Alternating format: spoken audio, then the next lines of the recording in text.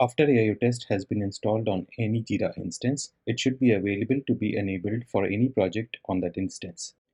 How to enable AIO Tests for any project? For this, first select the project using the Projects drop-down menu on the Jira's top navigation and then click on View All Projects.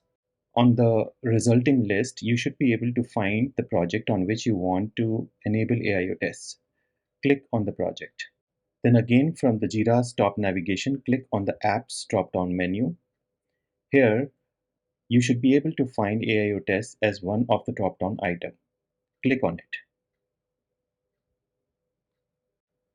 If the user has access to enable AIO Tests, you should see a page like this.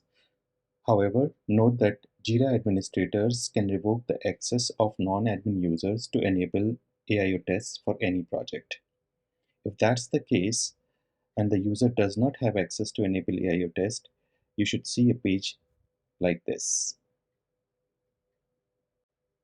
Verify the name of the project on this page to make sure that you are enabling the app for the intended project. Click on Enable button. Once the loading completes, you should land on the overview page. At this point, the app should be enabled for all the users for this project.